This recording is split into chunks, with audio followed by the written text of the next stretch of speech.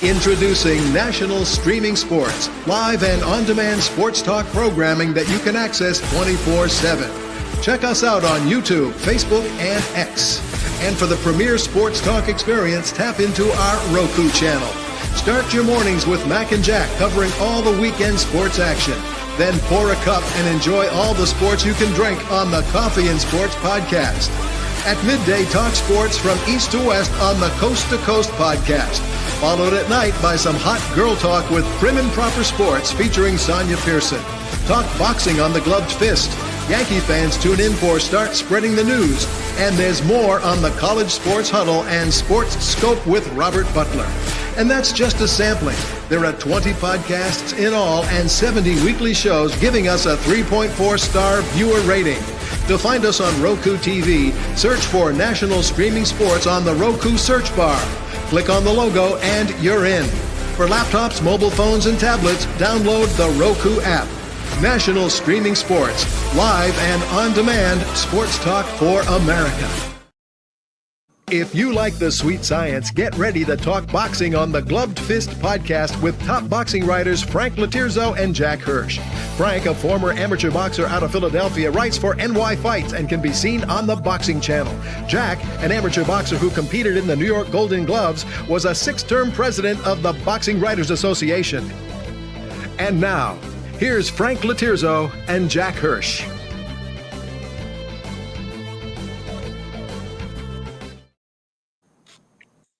And we're back. Welcome to Glove Fist for the last time of 2024. My name is Frank Lotierzo, former writer, full-time observer, joined by former 6-term president of the BWAA, Jack Hirsch. Jack, I hope you had a great holiday. Let me preempt you and wish you a happy new year. And it's been a crazy year in sports. I don't think it's been a memorable boxing year. We're going to get to that. So, time's yours. How are you? Yeah, no, good. If this was one day later, I don't know what we'd be doing the show, Frank. New Year's Eve, I would assume you would have been out there partying, and you would not have wanted to do Gloved Fist. I could imagine you saying to your friends, you're going to be delayed on New Year's Eve because you're doing Gloved Fist with me. But you know, if there were some big college football games on, I'd be distracted. I'll tell you that. But there was only one today. Missouri beat Iowa in a Big Ten SEC matchup. So the big games in college football start tomorrow. And let me just get my picks out of the way because I do like to touch football. You get to talk it all week. I predict that Penn State will rout Boise. Not rout them, but win by 10. I think Texas is going to have a harder time with Arizona State than most think, but I guess I have to go with them. Texas by Ohio State. At least. What's that? Texas will win easily, but go on. Okay. And then I think that Ohio State continues the nightmare for me, and they will beat Oregon, and they will beat them convincingly. And I think the winner of that game is the national champ. So I actually think Ohio State wins that game and will go on to win it all. But we'll go week by week. So Ohio State. And I have a feeling that Notre Dame is going to beat Georgia. I don't like them with a backup quarterback. Notre Dame's secondary is really good. So as far as the college games go, they will be played by the time we're on the air next. So we'll see how I do. Well, Frank, stop the nonsense and let's get to the point. The Miami Dolphins, are they making the playoffs? They're alive. The Dolphins are alive. And if they get in the playoffs, is it fair to say, look out, if they get in? Jack, as I joked before the show, unlike you, I don't take a bow when I'm right. And here's what I predicted before the season started. I said the Dolphins would either go 8-9 or 9-8. They're 8-8 right now. I said they won't make the playoffs, but they'll give their fans hope, and it'll come down to the last week of the season, and the Dolphins will not have any control over their destiny. They will have to depend on somebody else to lose. Now, they need the Bengals and the Broncos to lose, and they have to beat, I think they play the Jets, right? Yeah. Okay, so they'll probably beat the Jets. Okay. but the Bengals and the Dolphins are not Broncos aren't going to lose. Okay, but if somehow they did and a fluke happened, the Dolphins would get routed in the first round because they're really not good enough to be in the playoffs. And I'm so tired of the Miami Dolphin fans spitting their stats out with Tua and all the other things they try to do that, like, his yards per attempt. I don't want to hear it.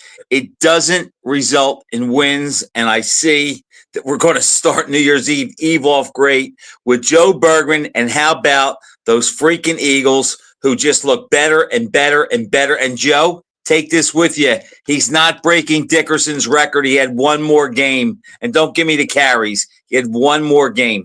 Well, it has to be pointed out when Dickerson broke O.J. Simpson's record, he had 2 more games. And after 14 games, he was behind. Right. So O.J. has the record for 14. There's got to be separate records for games played per season. A bunch of separate records. But that's with that. There's only one thing that can, Jack, you know what undermines that, though, a little bit? I'll go with this. Yards per carry, I think, means something. But you can't even use that because the situation of the game is different. Every game is different depending if they have more carries or not. Barkley didn't have a lot of carries because they had games in control. But at the end, the last couple of weeks, once they've had games in control, they keep feeding him to get the record. But he's had an unbelievable year. I like the guy. I wish he wore a different uniform, but all hats to him. And if he breaks the record, look, he broke it. Yeah. Yeah, but, you think about boxing, too. Certain fights, stoppages, going the distance. Ray Mancini would always say, well, if it was a 12-round fight against Aguayo, I would have gotten the decision because I was leading scorecards. Is that you? I think that's you. I thought it is. It'll shut off. Yeah, okay. Go ahead. He was leading on 2 scorecards against Aguayo. He was leading on 2 of the scorecards against Aguayo, and he should have said that or at least not mentioned it, okay? But Mancini favored 15-round fights. He got stopped by Aguayo in the 14th. The 14th. Yeah. I thought 14th. Was it the 13th? I said 14th. 14th, right. So how do you compare rounds per fight? For example, when Dempsey fought Tunney, they were both 10-round title fights. Why? No one ever talks about it. Why were they 10-round title fights? Because Dempsey was the champ, and that's what he wanted. Because he was worried about his stamina. That's exactly what it was. He didn't want to have to chase Tunney for 15 rounds. So when we're talking about legendary champions, isn't that kind of wimpy? And the days of at least 15-round title fights, and before that, Jack Johnson, when he defended against Jess Willard, the guy Dempsey beat for the title, was scheduled for 45 rounds. Okay? And wasn't one of Lewis's fights with Tommy Farr scheduled for 20? No. Abe Simon, I think. Abe, was 20, okay. Yeah, 20 round. The fight with Farr went to 15-round distance. But the point is, you wonder different distances, and then you compare to other sports, should there be an asterisk? The book I'm working on Michael Spinks. His only controversial fight before he fought Larry Holmes was the Eddie Davis fight, in which he deserved a decision, but 2 of the cards were outrageously bad, okay? And it was a very close fight, but it was a 12-rounder.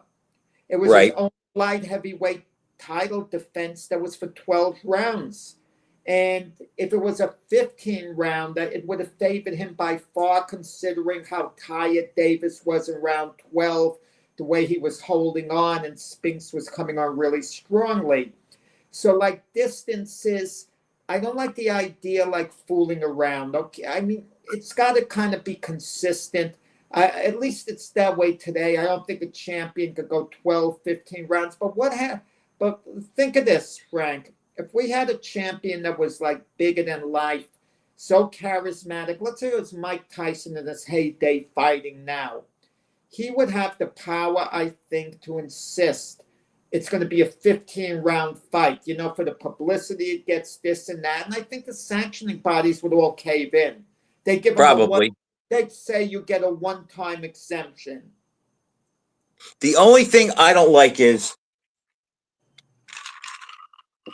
you can't change or go back and think of the result differently. Like Marciano Walcott, if that's a 12-round fight, Marciano wins. Walcott wins.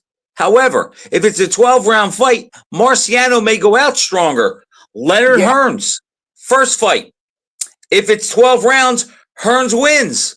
But Leonard would have started the rally sooner if he only had 12 rounds. So you just can't say, okay, we have 12. Here's the result. What happens if we add 3 or take 3 off?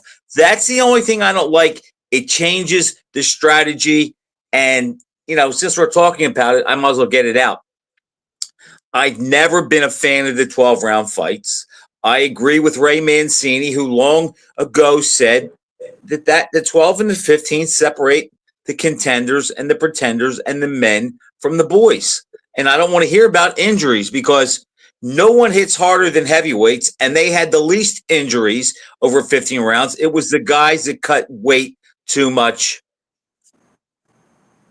Yeah, so it kind of makes me think for fun. Can you imagine a 20-rounder, 2-minute rounds, total of 40 minutes? It's 4 more minutes than the 36 minutes.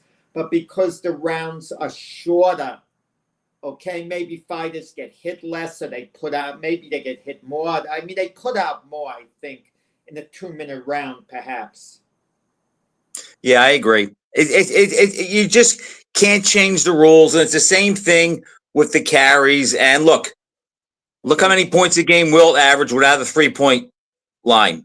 Same thing with Jabbar. I think he made 1 3-pointer his whole career. You have to compare the era, and that's why I saw a post the other day where somebody said, list the top 5 guys in this division. I think it was the lightweight division, and it was, I don't want it based on head-to-head. I want it based on who was a better champion. That's why it's hard to say. Look, Usyk's got a nice run, but is he a better champion than Joe Louis was during his time? Of course not. That's what I like, what you just said, Frank. Let's compare certain great champions. Who was better in their respective era? Okay, because they can't cross over, for example. And it's like debatable. Usyk obviously doesn't measure up to Joe Louis. Usyk has been outstanding since he's been a heavyweight. The book is still open on him, but Louis was completely dominant in his era, okay? And you could get a debate who was greater within their respective era, Ali or Louis. And Ali beat the greater fighters, I would think, okay? That's what's said today. Back then, 40 years ago, it wasn't a consensus. Today it is. Yeah, but you had like a guy like Bill Gallo when Ali was in his prime, writing that Louis, beat superior opposition. He said that in 74. Yeah, so it's not easy, but a guy like Marciano or Joe Frazier, who was more dominant in their era. And Marciano was actually a little more of the guy than Joe, but Joe had the greater victory over Ali. So it's not an easy thing. That's why you can only go by rate them in their time. That's all you can do. Usyk cannot go back and fight Sonny Liston or Joe Louis or Jack Johnson or Jack Dempsey. You have to rate them in their time. And I used to be a prisoner of that. But I still like doing the head-to-head the head-to-head confrontation. Like if you said to me, who's the greatest heavyweight of all time, and then who's second? Well, to me, Jack, if I say that Joe Palooka is number 1, then Joe Palooka has to be able to beat, in my mind, for my ranking, everybody beneath him. And if I say that Sonny Palooka is number 2, then I would have to favor him over everybody below him except Joe Palooka. But that's the difference between, who was greater and who was better. I guess better means who wins head to head. Greater is legacy. So like Vladimir Klitschko, what do you have? 24 defenses, undefeated, or 22 defenses in 10 years, 15 knockouts. I mean, you can't compare that to Usyk, and I don't want to hear that Klitschko didn't fight anybody good, because if you hold the title for 10 years, you fought some good guys along the way.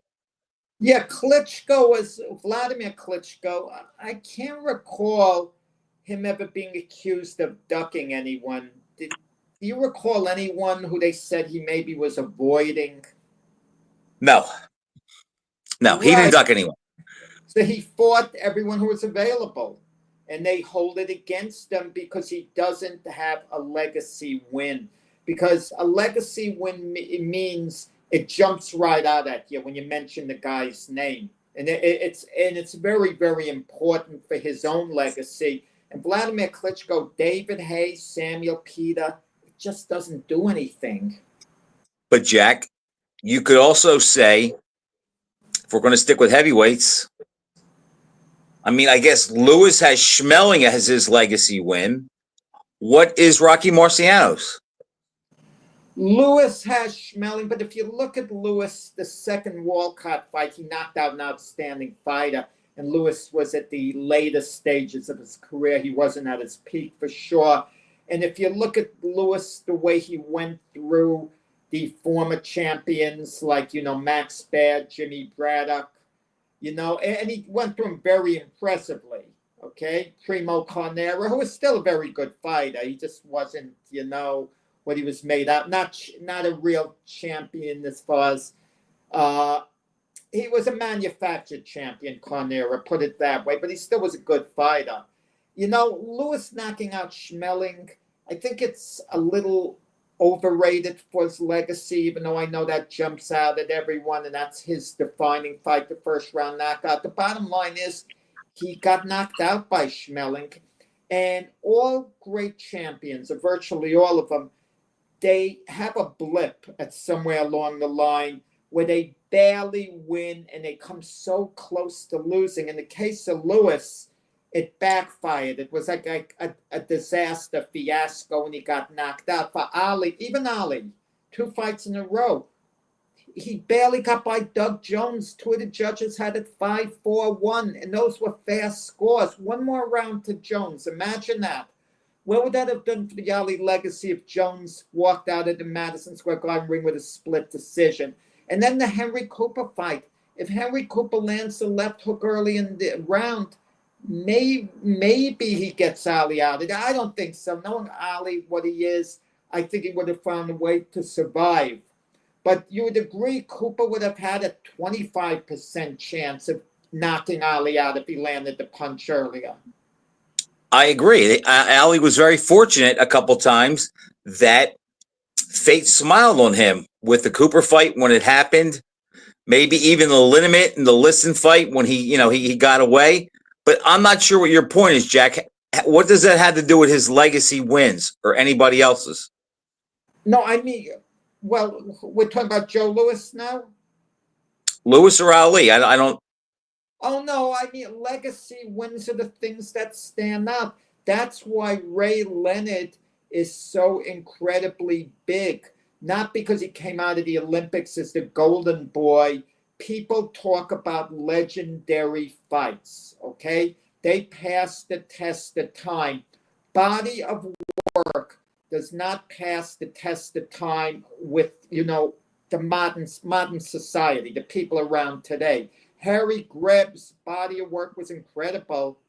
He's Langford, recognized as a great fighter. Sam Langford, but Ezra Charles. They don't have these defining fights, okay?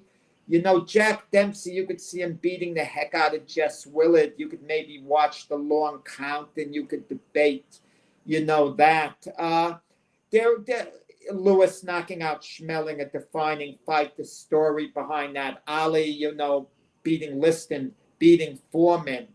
With Ali, what was the biggest win of Ali's career? His biggest legacy fight, if you had to pick one, I guess it would have been the Foreman fight. Foreman, Later, then Liston. over the Thrill in Manila. Yes, I mean the throw Manila is big, but it's like he was already established by them. The Liston win put him on the map, and the Foreman win solidified beyond all doubt that he deserved all the accolades he got. The Thrill was just another layer of proof to back up the Foreman win. But even if he lost a split decision in that fight, it wouldn't hurt his legacy that much. So Rocky Marciano, his legacy fight, I guess, was the first fight against Jersey Joe Walcott. Is it that, Jack? Or is it the Charles fight where he was losing and he came back and stopped him in the 8th round? No, Marciano wasn't losing. Marciano had a split nose. Oh, that's right. They were going to stop the fight. Right. They were going to stop the fight because of the cut. Yeah. Right. Okay. What was a greater come from behind thing? Think of the Sugar Ray Robinson having a bad cut against Randy Turpin. And they thought, they could stop it at any time, and he opened up all out and knocked them out. Stopped them because it was do or die. Or Marciano's nose split to the bone, and he had to get Charles out really quick. Boy, Jack, that's a tough one. I never thought of that one. I'd have to really give that some thought and hear cases on both sides. That is really tough because if neither of them pull that fight out, history looks at them completely different.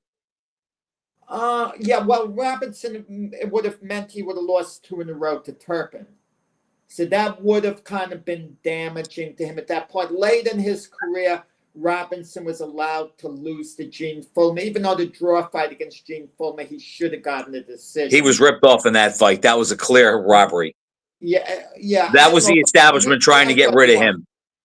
I thought he would. Yeah, I don't know anyone, Jack, that saw the 3rd Fullmer-Robinson fight, the one that was scored a draw, who felt that Fullmer won. Well, the referee, Tommy Hart, scored it for Robinson 11 rounds to 4. That particular fight. I thought it was more like a 9-6. 9-6. Yeah. But what's the But I mean, if he goes 0-2 against Turpin, that changes things. Yeah, well, where Marciano at least had the win over Charles in the first fight.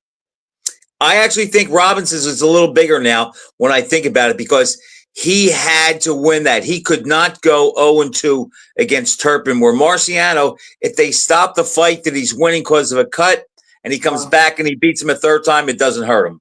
Wait. Let me give you a harder question in relation to that.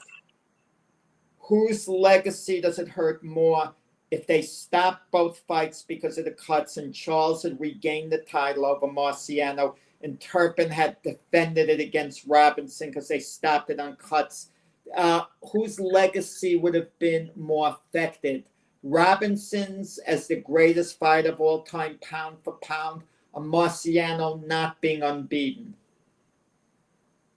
I think Marciano's, Jack, would be hurt more because as great as he was, as much as I love him, respect him, and how I think he's tremendously underrated, 48-1 changes his trajectory a lot.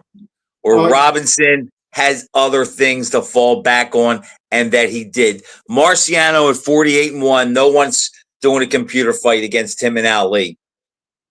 Or matching him and Ali. And we see that with Floyd Mayweather. Floyd Mayweather didn't get the decision in the Jose Luis Castillo fight, their first fight. Changes everything. One loss. Mayweather's going around saying he's the greatest of all time. This. People would be very dismissive of it.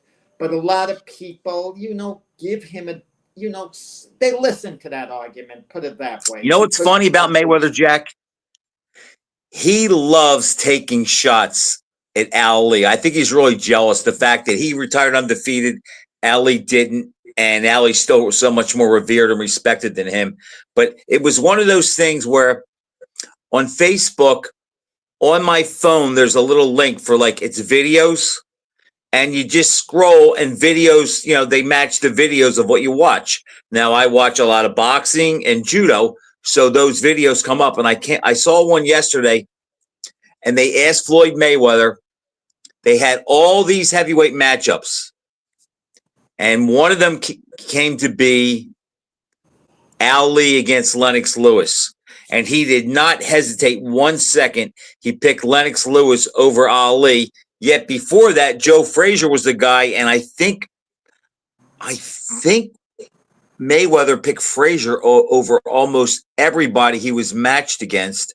But when it came to Ali, first one, Lennox Lewis, Ali, he took Lennox Lewis. And like you saw on his list of the 5 greatest fighters he did, that Ali wasn't on the top 5. So you can take Floyd's list with a grain of salt. I think I know what you're talking about. This woman who interviews, she keeps throwing fight matchups at everyone. That's fun. It. Yes, that's the one. Fun. And she threw it at Usyk. I don't know whether you saw that segment.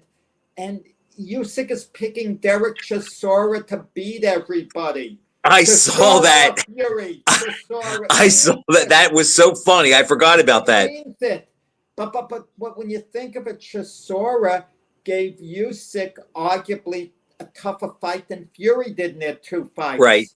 So, so Usyk, I mean, he thinks the world of Chisora's ability. But I'll say this, it was funny at the end because Usyk is very close with his countryman Vladimir Klitschko. And they said Ali and Vladimir Klitschko, and he was like stunned for a moment. And then he said Ali. And then they said I didn't see that. I saw where he said Klitschko had the best jab, though. But then they said Ali and Alexander Usyk, meaning him, and he said Muhammad Ali. He said Ali, right? Yeah. It's funny. Oh, it's not funny. It's how things are with sports. Since Usyk's fight, a lot of guys, you see them, we're both friends with them, are doing these comparison and list like where Usyk ranks, and how does he do against other eras. A friend of mine, Monty Cox, did a great article where he matched up Usyk against, I think, every undisputed champ from Sullivan to Fury, and it was a nice read.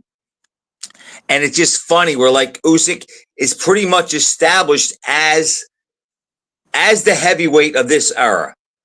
And now it's like where he fits in. And as we talked about before, if you go back and look at history, the top 1 or 2 heavyweights of every generation usually goes down as a great. And I have no problem with Usyk being considered a great. Oh, no, you could consider Usyk, if you want, one of the greatest fighters of all time, perhaps. And even, I have a hard time saying that because if you look at his amateur background and what he's done, as a pro, but to classify him as an all-time great heavyweight's getting a little ahead of ourselves. And I say you could classify him maybe as an all-time great because he moved up as a smaller guy and beat these bigger guys, Joshua twice, DeBroy, Fury twice. I mean, think of that, okay? As a little guy, imagine he had their physicality. A little guy, a guy 6'3", 2 1/4, and we're saying he's little. Think about that. But he was a cruiserweight before that. I mean, when he was a cruiserweight. Okay? I got you. Only Holyfield has done that. I was always a believer that Roberto Duran could have moved up and, when he was a lightweight, could have moved up immediately and he would have beaten most middleweights. Maybe beaten all middleweights. I think Duran in his prime as a lightweight would have had a decent chance against Hagler as a middleweight. Because he was a better version than that Duran who actually fought Hagler when Hagler was in his prime. But do you mean Duran has to weigh 135 for the fight? Duran, no, he wouldn't have to weigh 135. He could be 135 and they could say, you're fighting Marvin Hagler next for the middleweight championship of the world. Come in and weigh whatever the heck you want. We know you're not going to weigh more than 160. Weigh 135, 140, 145. I think Duran could have fought Hagler weighing 143, 144 pounds and beaten Hagler. Duran at his absolute best. I disagree with that, but I don't think it's a blowout for Hagler. Here's a question. Robinson Lamada, same thing. Robinson was giving away similar weight to what I'm talking about now. But Jack, Robinson was a 5'11" welterweight that had a pretty good reach, where Duran was like, what, 5'7", short reach. I don't know. I don't know if Duran beats Hagler. I could see him go rounds, though. It would have been a close fight. What do you think would have happened if Duran and Hagler would have fought 8 months later in a rematch? Hagler would have won a decision again. You think Duran goes the distance again? Oh, yeah, all the time. If he fought Hagler 20 times, Hagler wouldn't stop him at all. And I think Hagler knows that and knew that. Even after their fight, Hagler said, "Well, don't be so sure I wouldn't stop him again next time." But it wasn't one of these where I want to fight Duran again and get rid of him and really do a job on him. I'm not happy with my performance, even though I won the fight. The judges had it too close. I had Hagler winning 10 rounds to 5.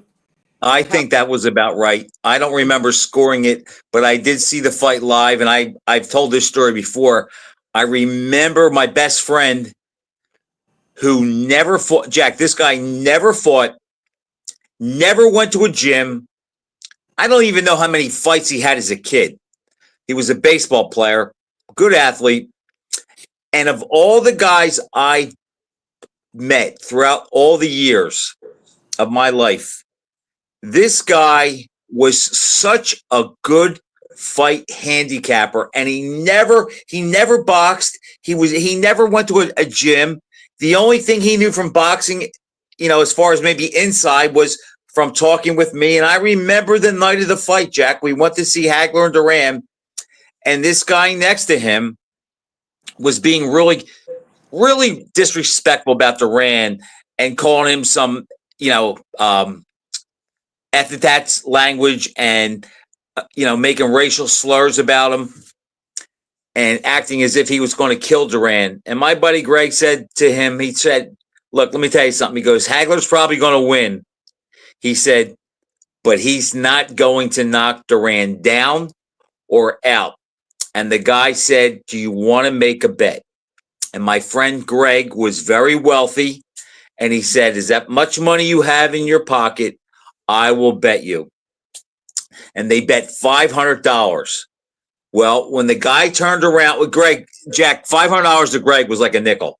This is a guy that walked around $5,000 in his pocket all the time. But the moral of the story is, I elbowed him. I says, "You jerk." I says, "You're going to have to pay that guy." I says, "Because Duran is not going to go the distance with Hagler. He's going to get stopped." And he said, "Frank, I respect your opinion more than anybody, but I think you're wrong. This fight's going the distance." And as we know, it went the distance. And after the 14th round, the man turned to my friend and handed him 5 $100 bills after the 14th round and said, "Good call, buddy."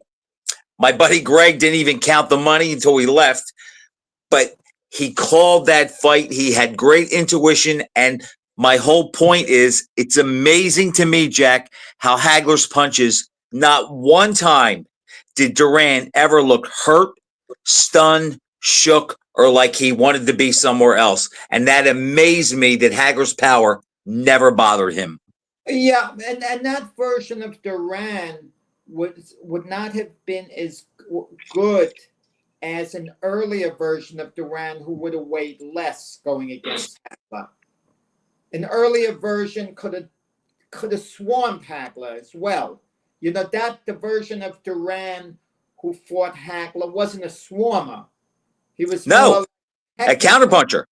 Right, exactly. But a younger version would have, he would have swarmed Hagler a lot, thrown him off.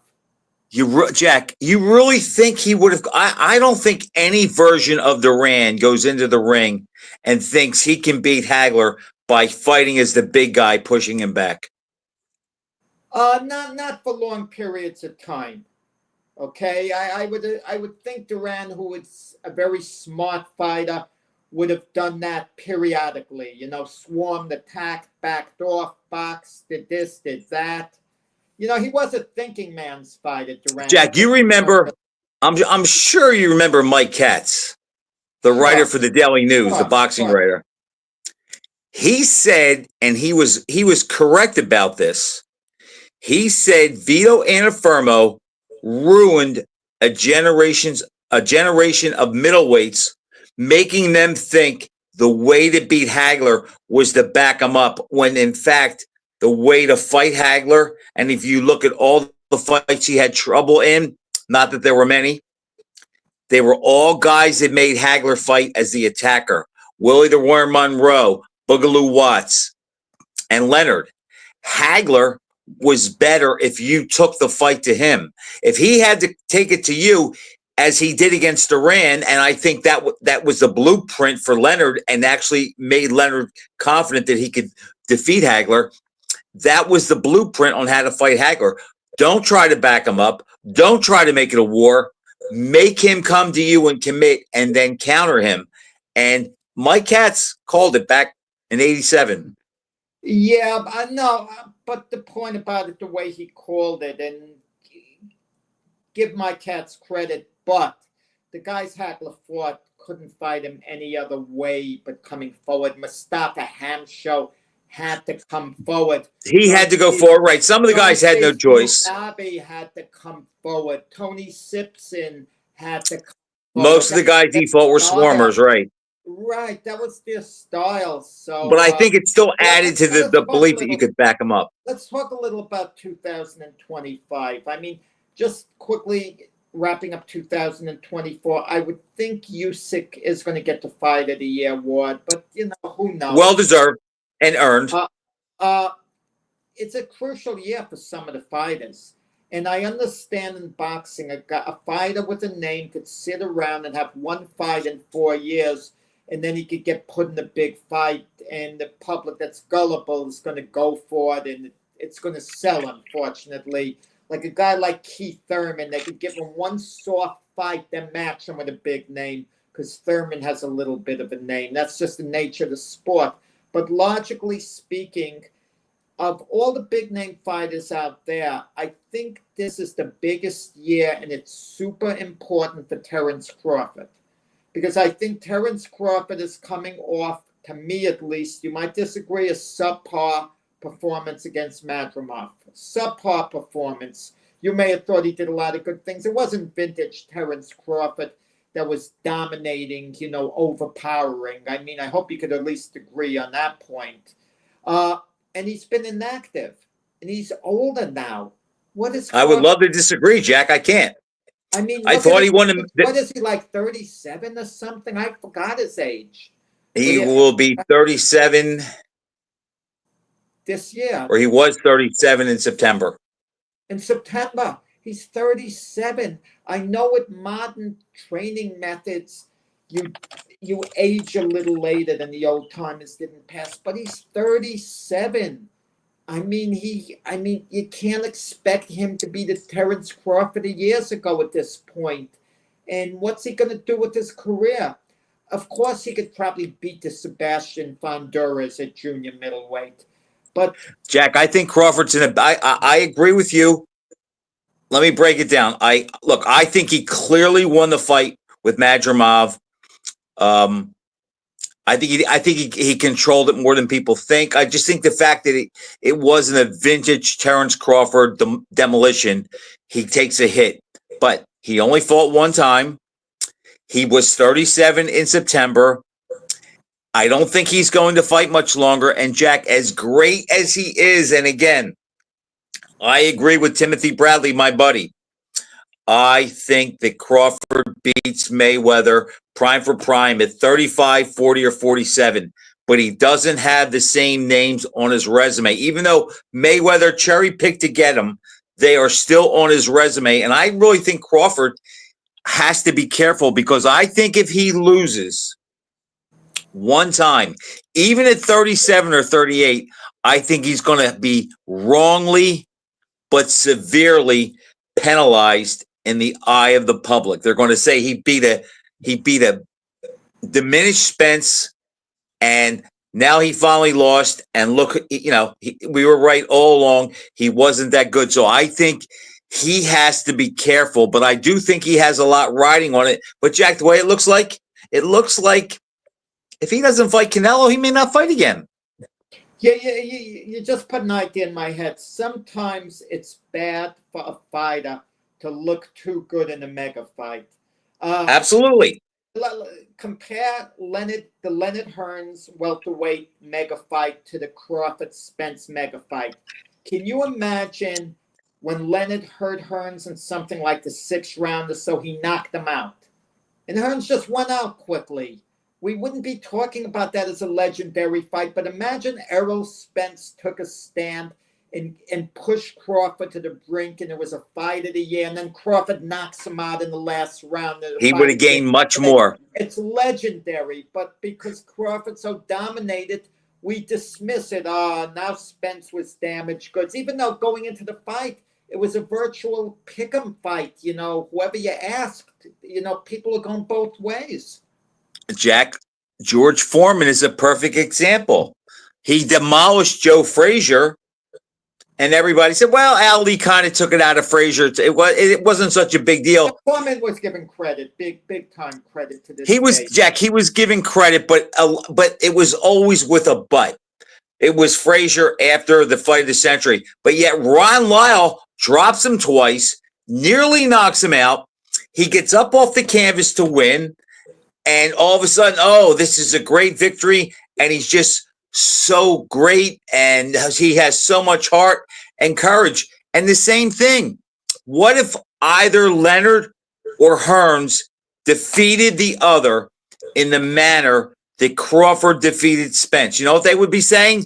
The loser, we knew all along. See, he wasn't really that good, because if he was that great, Hearns would not have beat Leonard in 9 rounds, or Leonard would not have defeated Hearns in 9 rounds. So you're right. You gain more credit when you have to overcome some adversity. And face it, Jack, for a while, that's what haunted Tyson. He never had to overcome adversity. And then in the first time he really was pressed and had to overcome adversity against Douglas, he came up short. No, but he didn't come up short. He lost. He was knocked out. In the 8th round, he knocked Douglas down. It was a long count. I mean, the result had to be upheld. Don't misunderstand me.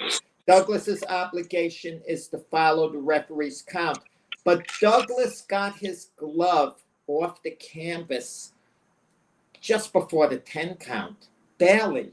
I mean, that was too close for comfort for me. And Douglas always had a certain laziness about him, and that was his one moment of laziness. But do you think? I don't think Douglas was all that hurt, Jack. What happens if the referee, and we've seen this happen, waved it off, saying he counted 10, even though Douglas barely, did beat the count? You know what we would be saying? We would be talking about Tyson being beaten up, his eyes shut, the heart of a lion. Yep. Mike Tyson showed he could fight through adversity. Tyson will say he refuses to be beat no matter how much he's beaten up. I'm a warrior. People would have embellished the come from behind knockout of Douglas, but we don't talk about it because the fight continued and then Tyson got stopped. Jack, but that is sports. Think if Scott Norwood hits a field goal, Bill Parcells is not a legend, and Marv Levy has a Super Bowl win. If Richard Steele doesn't stop the Taylor fight with Chavez, think how different their careers look today. It's always a game of inches, and those things happen. You made that football comparison I never thought about. If Scott Norwood makes the field goal, Marv Levy has one Super Bowl, 4 Super Bowls altogether. He's 1-3. Parcells is 1-1 in Super Bowls, but Marv Levy's gone to 2 more Super Bowls. So now we would be talking who was a greater coach. And Levy, Jack, it's amazing how close winning and losing is. Look at Adam Vinatieri. The field goal he hit against the Rams for the Patriots' first Super Bowl was the same distance as the one that Norwood missed, and look at the difference in the legacies. When they, it's a game, a fight, it just comes down to one play, one punch. Everything changes with that. It's like, that's why we love sports. Frank, yeah, today we were going to mention this in the beginning of the show. It's the anniversary date. What is it? 30 and 20, 54 years, I think. 54 years. Then Sonny Liston, passed on. He was found dead under mysterious circumstances. We'll never know the answer for sure. Whether he was murdered or whether he just accidentally killed himself. But there were reportedly needles in him. But other people said Sonny was deathly afraid of needles. I don't know what the story is. But I want to get on something with Sonny Liston. A big part of boxing is this. Before the fight, when the referee calls the contestants to the center of the ring for instructions, and they should do away with that. They don't need to hear the referee tell them instructions. Let them just start the fight in their darn corners. But that's another issue. The stare down. It's part of the entertainment. Now, if you were a fighter, what would scare you more? The Sonny Liston stare down, him just staring at you, or the double whammy Klitschko stare down. Now, you have one Klitschko behind the other, and you have two Klitschkos, double power, and they're pretty big guys. They were very intimidating guys, the Klitschkos, and they're both looking at you. One is telling you he's going to tear you up if you get blocked by the first line of defense. You got to deal with him. That is Sonny stare down. What would you feel? Jack, that's the easiest question you've ever asked me. And I'm going to tell you why. Liston would bother me much more because with the Klitschkos, I know no matter who's staring at me, I'm only fighting one of them. The other guy can stare all he wants. He can say whatever he wants. But when the bell rings, he's going down the steps. He's not walking towards me. So it would definitely be Liston. And I will say this, Jack, you reminded me of something. Of all the stare-ins in big fights, which one do you think was the most menacing? I'll give you mine. The stare and down? Then you stare down. I'm going to say I never saw two fighters, although I'll say this, Benitez and Leonard was pretty close, but I never saw two fighters in the middle of the ring right before the first round stare at each other with the total disdain that George Foreman and Joe Frazier stared at each other during the Kingston fight. I had goosebumps from watching that live. The way Foreman was looking at Frazier with such a scowl, and Frazier looking up at him, and his body language saying basically, "How dare you look at me that way?" I don't think there was a better stare down. I posted it on my page before. I think that was my favorite, even more than any of Liston's. Well, Foreman is a gentleman. Like afterwards, he embellishes a tale that he's glad Joe Frazier didn't look down.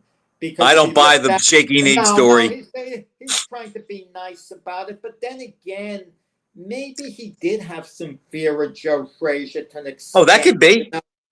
I believe that. Even Foreman wrote in his book, as far as the rematch with Frazier went, he was a little hesitant to take it. He said, no matter what happened the first fight, this was still Joe Frazier. And he was even thinking, I'm not sure I could repeat this again, until Joe Louis told him that Frazier's going to be a tune-up for a rematch with Ali. Because Foreman was saying he was thinking maybe I should have a tune-up before fighting Frazier. Because even for the Frazier rematch, that was the best version of the second coming of Foreman. The second coming of Foreman was, let's say, after the Ali loss. 76 to 77. That was the Foreman's greatest performance. He was in the best physical condition. He punched nonstop. He was sharp in the rematch, okay? That's at least my opinion. But I'll give you a counter to that, Jack. I agree with most of what you're saying, But I'll equate this with another fight. Everyone talks about maybe the best Ali ever looked in his second career was the rematch with Quarry. And he did look great in that fight. However, I believe that's a little bit of a mirage. I just think Quarry was the perfect style for him, was a little bit thrown off by watching Mike get KO'd by Foster, had no answer for Ali's jab. And I just think that it was a convergence of those things. With Foreman and Frazier, yes, George looked great against Joe the second time. But Jack, that was Frazier who did not take the fight to him, fought in retreat. And that's the only fight of Joe's career he ever did that. So Foreman could pick his shots, could be relaxed, could throw nice straight left jabs and right hands against a guy that's not forcing him to do things he doesn't want to do. So I think that's another issue where it was a style thing every bit as much as it was one guy being up or in great shape. Well, I don't know whether you remember the first Ali Quarry fight. The stare down was entertaining because Quarry came out angrily and Ali started talking to him and they were kind of going at it. But some fighters, they avoid the stare down altogether. Sugar Ray Leonard said it's a distraction. I agree. Avoided the stare down. Yeah, he would be like this a lot. Yeah, one of the funny ones was Bob Foster against Ray Anderson. Bob Foster he didn't like the stare down. He would look down. And Ray Anderson was talking a lot of smack before the fight. So then ran.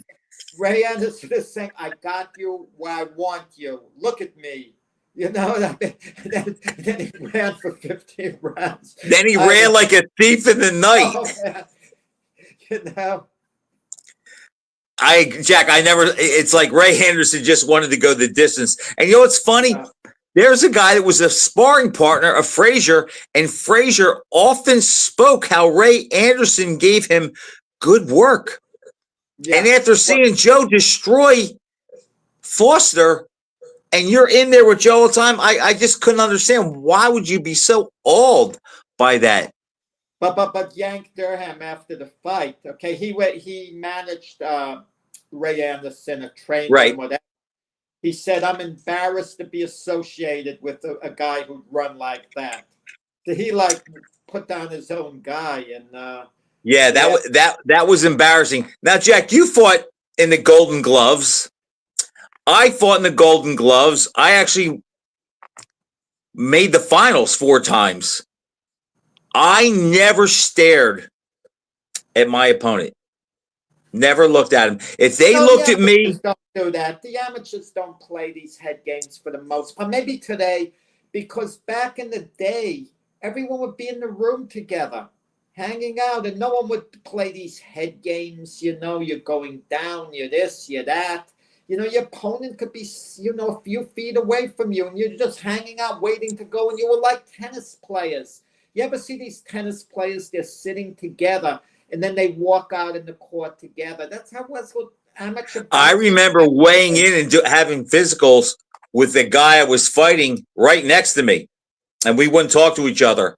But I never looked, unless my opponent tried to stare me down. I never initiated it. If he initiated it, I would look back, but I wouldn't go in there with the mindset I'm going to try to beat him with a stare down, because I also felt it was a waste of time. You know, they had a PAL tournament, Police Athletic League, and Eddie Mustafa Muhammad was then Eddie Gregory. I remember I was on the scale. There were only a few of us there, and he walked up to me and took a look at me. It wasn't to be menacing at all. Just as a matter of fact, he was anxious to get on. So I remember he stood right next to me, and he just looked at me, you know. You talk about right. Memory now, yeah. Sometimes you wish you could have frozen those memories at that moment and know what you know now and say, Eddie, you're going to be a world champ someday, I'm telling you.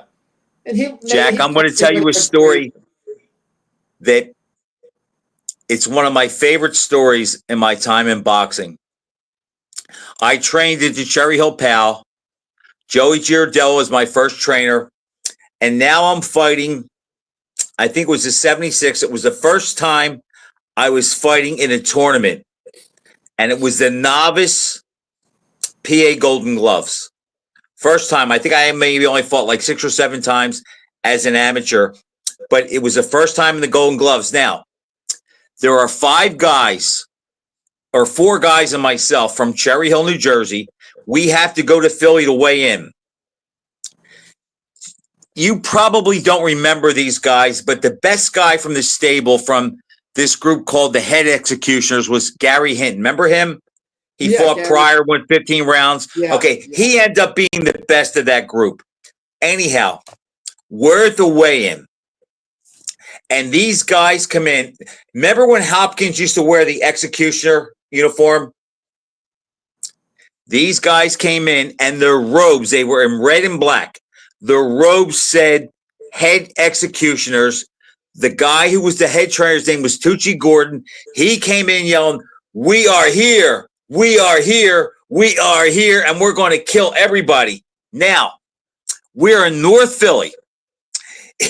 Every boxer was black except me and the 4 guys from Cherry Hill. So we weigh in. We've never seen anything like this before. Now, this is like 9 o'clock in the morning. We had to come back at 5 that night. We weigh in. We drive home. Jack, only 2 guys showed up that night to fight. Myself and this guy, Tony Russ, because they were so awed and intimidated by these guys coming in with the hoods and yelling and acting real confident. And Jack, I remember thinking, I never experienced anything like that before. And I remember thinking, I was afraid too. But I thought, what is a bigger fear? If I don't show up tonight, I'm going to have a harder time sleeping knowing that I backed out than if I go and I just get beat or beaten up. I'd rather deal with that because at least I could say I showed up. But it was so funny, Jack, because 5 of us weighed in, only 2 of us came back and fought. Yeah. Interesting story there. You know, you were around Joe Frazier's gym a lot, and I would have liked to have experienced, you know, seeing what went on there because, you know, talking with Michael Spinks. He said that was his favorite time. Even after losing to Tyson, he was retired. He'd go back there to work out because he enjoyed being there. It was like a hangout. It was like a social place. It was like a second home, Joe Frazier's gym. Jack, from about 1975 until about 1987, 88, no gym in the world had better fighters pass through than that gym. And during my time there, which was basically 77 to 82, Jack. How was the neighborhood? Pardon me? How was the neighborhood? It was a rough neighborhood. It was Broad and Glenwood in North Philly. The parking was easy because you could park right in front of the gym, but I was warned often, as I think I've said before, at that time I had a Z28 and or a Corvette, and I would put my bridge fare in the console. So when I would drive home, I could just throw in the exact change. So I made sure I always had change before I went.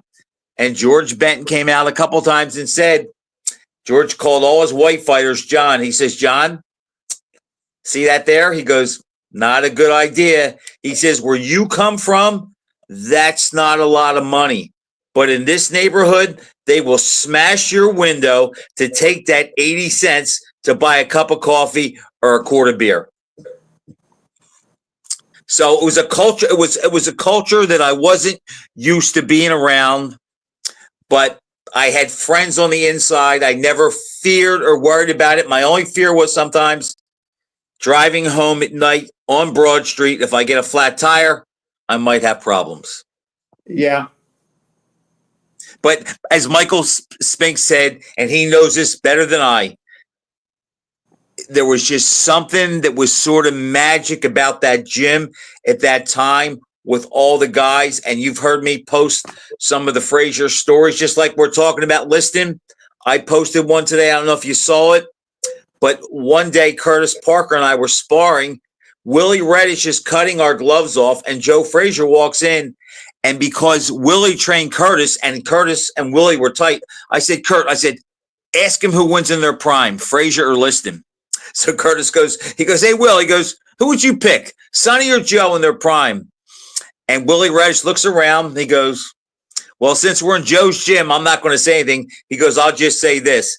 He goes, if Sonny Liston, if he had lived, he told me there was no doubt in his mind that Allie could whip Frazier, and he would have bet all the money he had on him had he lived, but he died 3 months before the fight.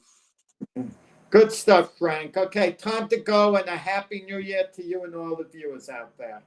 Jack, same to you. Thanks for watching, everybody. We'll see you next year.